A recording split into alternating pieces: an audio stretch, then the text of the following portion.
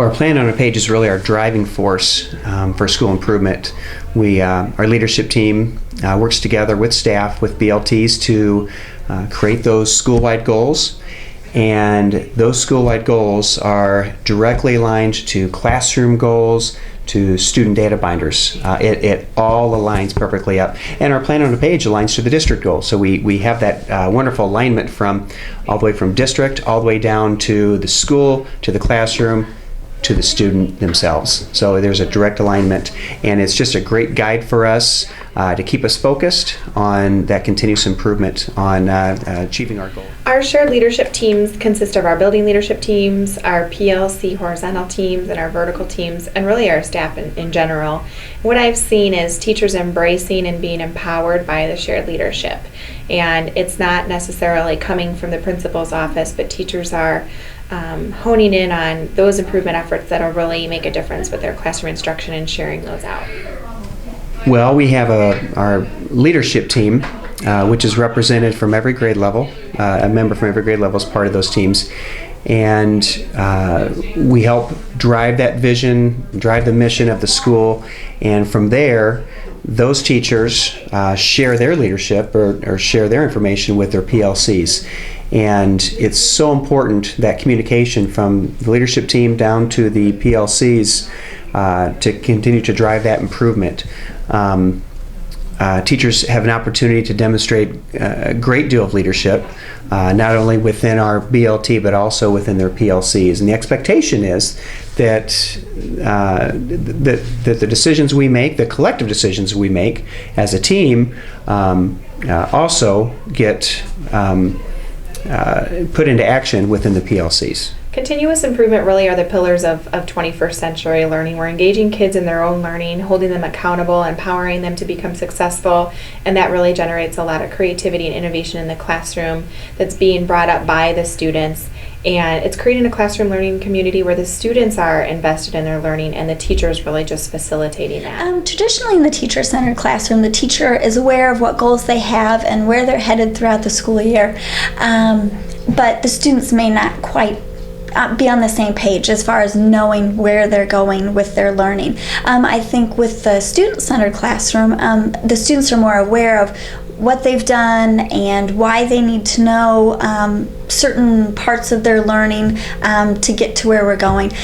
For instance, with their writing, we talked about word choice and things like that, and then they see how it all ties in with the big picture of writing.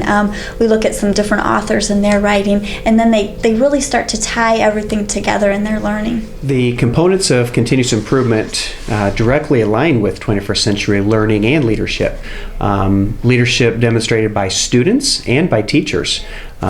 Currently, with the way we've aligned our plan on a page and all of those goals are trickled down into the classroom to the student, it has allowed those teachers actually to empower them on how are we going to get to those goals, and the teachers themselves, the PLCs, work together and use their leadership skills to come up with their own action plan as a grade level.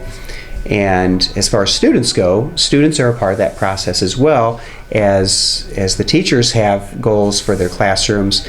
It's all part of the data binders, and the students are also creating goals and action plans to improve their scores and their abilities throughout this whole process. So as far as 21st century learning, we have collaboration, we have thinking of goals, thinking of the future of how we can improve ourselves. There's some creativity. There's a great deal of 21st century leadership and learning throughout the continuous improvement components. I think the students are definitely more aware of how they are doing. They've taken more ownership in their learning. We had just set a class goal actually of with the math challenges that everybody would improve for 3 of the 5 weeks, and that gives them a little leeway that they're not so stressed out, but they're really excited too when they meet that goal. So they're just, again, more aware of how they're doing, and we can talk more one-on-one about what they can do to improve. The little girl here, she for her math challenges, her goal was that she would practice more at home with the flashcards that go home, and so they've kind of got that mindset of what they have to do to reach their goals as well.